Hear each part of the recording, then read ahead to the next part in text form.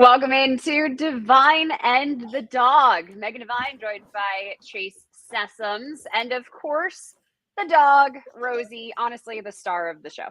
What I've started calling her Rosita the Man Eater, because she's really just kind of dishing it out with those puppy teeth right now. I look like I ran through just like a thorn patch at this point.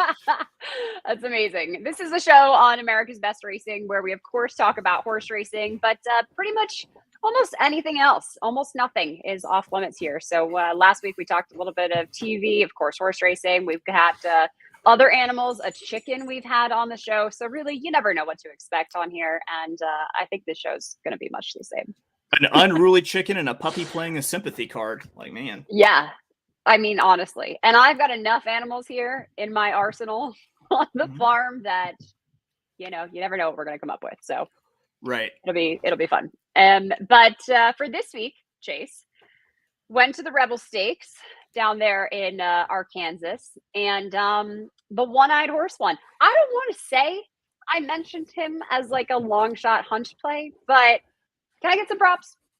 I honestly, yes. Like, as soon as I saw that Un Ojo won, I did exclaim Dios mio, and I was like, she kind of called it, but she kind of didn't, but she mostly called it. I don't know what to say. I don't know how to feel. Confusing feelings. A little, I wasn't saying like that's the horse that's going to win the Rebel, but I was saying like if there's an upset hunch play win bet for those of you that had Patch as your like number one Derby pick, maybe you should put a couple bucks down on this horse. Oh yeah, it was such a looking at Lee trip too. That entire like just perfect up the rail, and then that last little kick. It was impressive. I didn't even see him. I was on the track taking photos, and I almost missed him. Like all of a sudden, he was just there. He really had his eye on the prize. So I see what you did there. I see what you did there, and I'm offended. A lot of bad jokes. Bring them. I'm bad at them apparently. Yeah, so there you go. Perfect. Well, I'll just I'll supplement for you. Yeah, so it was a good time, Rebel Stakes. So that horse got 50 points towards the Kentucky Derby, and we've got quite a few Kentucky Derby races that we'll talk about later in the show. There are 4 here in the U.S. that are coming up this weekend, this Saturday. So we'll talk about some of those races. But as far as Hot Springs goes, Chase, it was your natural habitat. That's right. And I just I have to know, did you do any of the things that I suggested? Any of them? Not a one. I had a feeling you were going to say that. That's not true. I did enjoy, the first one was enjoy the kitsch, right? Yeah. That's what it was? Right, okay. Right. I feel like I can check that one off of the list. So yes, I did enjoy that. It was a very brief trip to Hot Springs, Arkansas. We went to the Arlington and had the seafood buffet. Yeah. We seafood went to buffet in a landlocked state, always a good idea. Went to the Ohio Club, that's a really cool bar. That's fun. And I like their mirror that they have there, and they've got like bullet holes in the ceiling from all the gangstas that were there. So that was super cool. And that was like pretty much it. I did go to some breakfast spots. There's actually a creperie in Arkansas, which I didn't know, in Hot Springs. Highly recommend for breakfast. The second time I'm offended. Of course we have creperies. We have many creperies. Mainly that one is the only one I can think of, quite honestly. One. IHOP, they make those here. They make those at IHOP. Here. Like Louisville, I feel like has some at least French kind of, history to it. And we don't even have a creperie here. So the fact that I found one in Hot Springs, Arkansas, I mean, just is incredible. I've only been to one in New Orleans. So you didn't even do DeLuca's pizza. I didn't do DeLuca's pizza. So I am out on the pizza front. You go out, you do all this research, you find out who the Grand Marshal is for the shortest St. Patrick's Day parade. You look up the DeLuca. But you know who did? I hear somebody else had some pizza. Yeah, he did. Who? Hank the Tank. I love this guy. I absolutely love this guy. You've been talking about this, and I have no idea. You just said Hank eats pizza is the only thing that I've gotten. So tell me about it. Hank is a 500-pound black bear living in the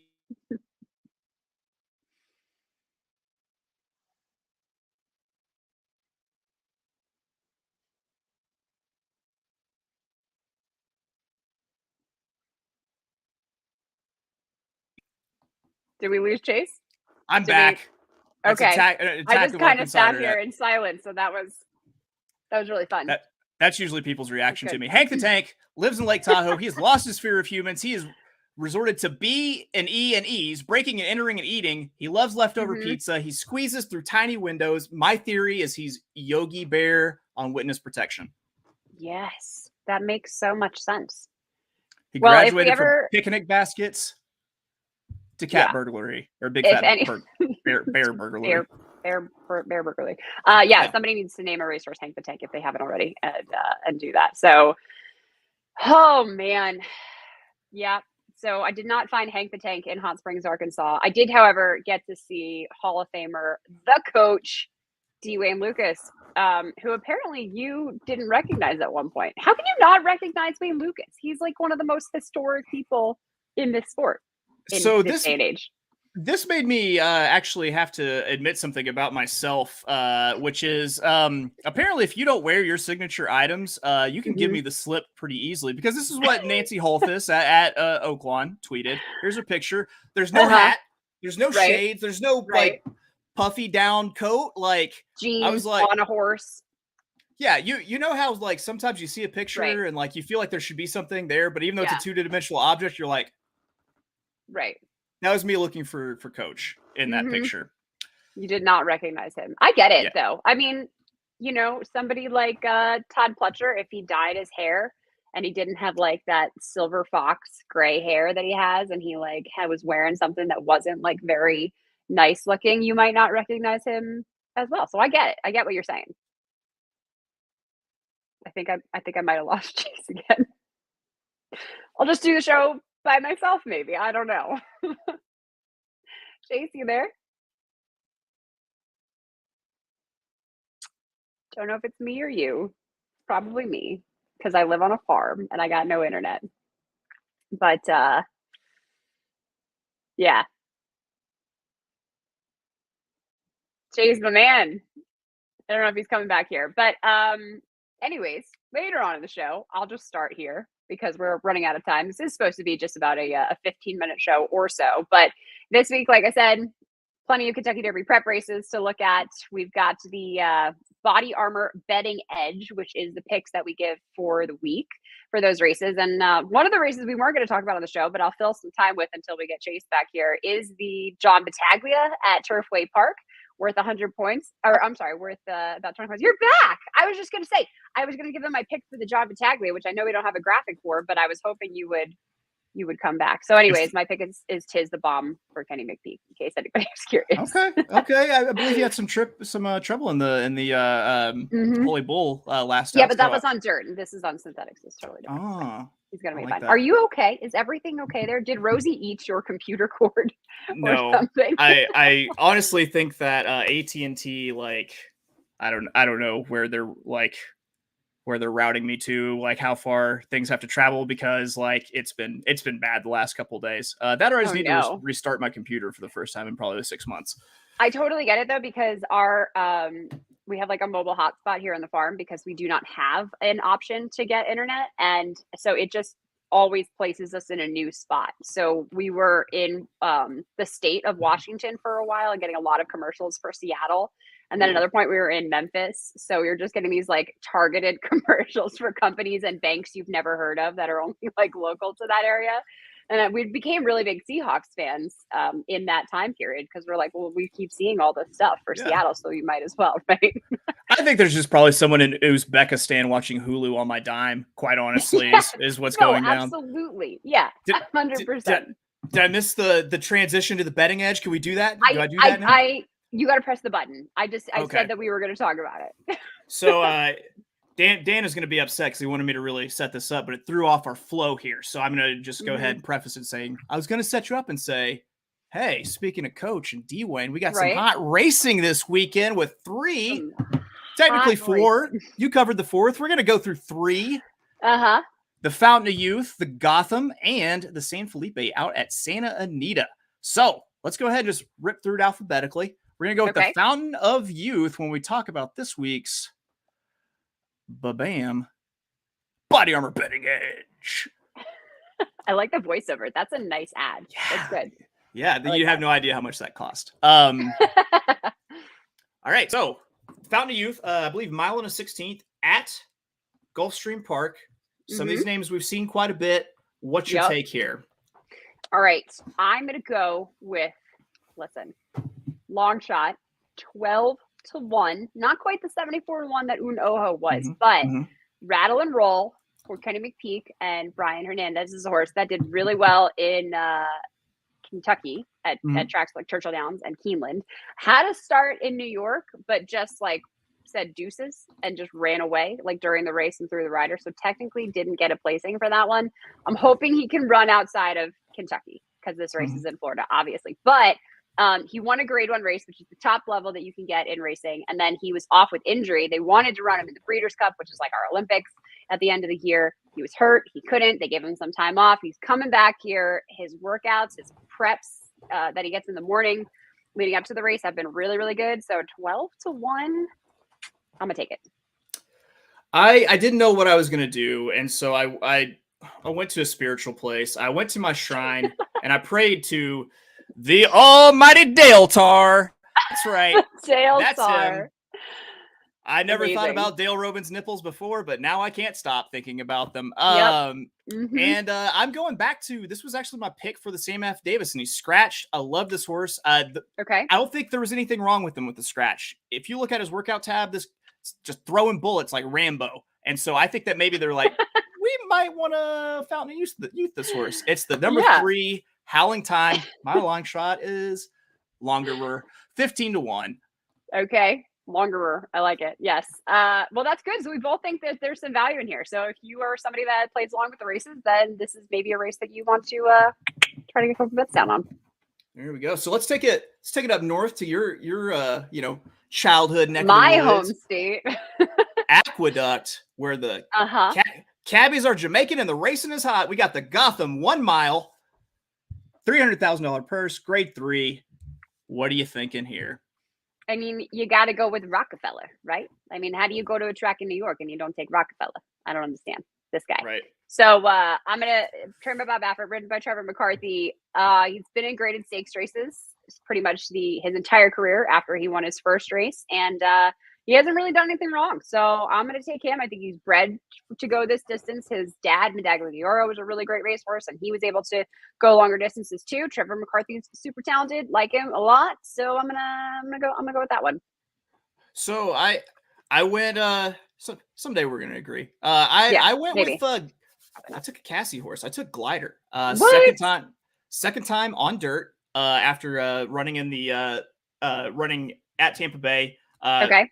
Been running at the distance, quality road, baby, should handle the distance pretty well. I think this race absolutely melts down. That is my concern, because there are a lot of speed horses in here. And so you're talking about the pace of the race. A lot of times they'll just run each other down too quickly. And then somebody that, waits to make their move is able to come and take the top honor. So I'm a little bit concerned about that with the makeup of the pace, but we'll see. I'm even so cocky that I'm gonna key Glider on top. In an exacta 2 over the 3 Golden Code, the 4 From Another Mother, and the 8. It's amazing. From Another Mother. I just kind of want it to be From Another Mother, though. Yeah, that'd be good. More horse racing. Missed opportunities everywhere. I know. Also, by the way, I was recently sent this meme, and I just wanted to show it to you. Can you see what that says? The information centaur. Yes. You see that? Is that good? I thought you'd like that.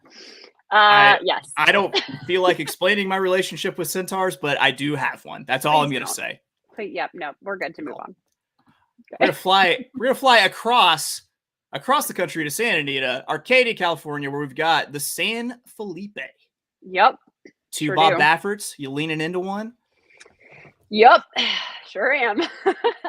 Yeah, there's 2 horses that I really like in here. I think it's going to be the 3. Chase, how are we saying that name again? Armagnac. Armagnac. All right. I think it's going to be a 3 Armagnac, because in this race, it's really interesting. As we get closer to the Kentucky Derby, horses have never gone 1.25 miles before. That's the distance of the Kentucky Derby. So you want to make sure they've got enough stamina to be able to last over those longer distances And this horse has won over a mile in the 16th, where there's a lot of others in here that have been sprinting for the most part. They're going to try to go the distance of a mile in a 16th, but this horse has already done it. So the fact that he's got that experience, he's got to win over it. You got a Hall of Fame rider in Johnny Velasquez, who's won the Kentucky Derby twice in the past couple of years. I'm going to go with him, trained by Bob Baffert. If you were to take another horse, it would likely be the 6th Forbidden Kingdom. His dad is American Pharaoh, Triple Crown winner from a couple years ago that you may remember. Yep. And the horse that he actually beat last time, Pinehurst, in his last prep race, just won the big Saudi Derby a couple of days ago, I guess, at this point. So yeah, he looks to be a really, really solid horse as well. But he's never gone the distance before. He's got to prove himself. It's true. You scooped me. I was on Forbidden Kingdom. I typically actually like American Pharaoh babies on turf. Okay, but yep. it bodes well for the distance. I love Papa Mandela. I love Papa Mandela so much. Yeah. Omaha Beach. It should have been you. And actually, I know some people who were involved with this horse, and they said he had just a fantastic blowout either today or yesterday, and he's put on a little bit of weight. He's looking just like pretty sharp right now. So I'm going with my little inside tip, which probably is just use your eyes and read the Clocker report, and it's the same tip for everyone. Yeah, I don't have access. I don't have access. No, it's no big deal. Yeah. So that our picks for the Kentucky Derby prep races. Like I said, there are 4 in the U.S. at least this weekend, and we are looking forward to those. Next week, we're going to get to talk about the Tampa Bay Derby as our big Derby prep race. So we'll have some Body Armor betting edge picks for you there, and whatever else we want to talk about. You can always at us, by the way, on Twitter at ABR or at Chase or at myself at Megan Devine TV, and let us know what farm animal you want to see and also what you want us to talk about here on the show. So Chase, thanks for bringing Rosie. I was excited to see her. I'm not going to pick her up. She's asleep. And when she's asleep, she's not chewing on me. By the way, you can at me, or I respond to Pigeon, or I encourage you to revive the lost art of letter writing. Just a thought. Delivered by Centaur is how we're going to go. That's look at that. All right, we got to get off of here before you get too excited. This has been Devine and the Dog, Megan Devine TV, Chase Sessoms. Thanks for joining us on ABR. Pageant waving. It's America's original sport, and no one covers it better than America'sBestRacing.net. From the sport to the lifestyle, the best races, horses, and destination venues, cocktails, gambling, fashion, and more. America'sBestRacing.net is a sport for you. Live it, love it, bet it. Let's go.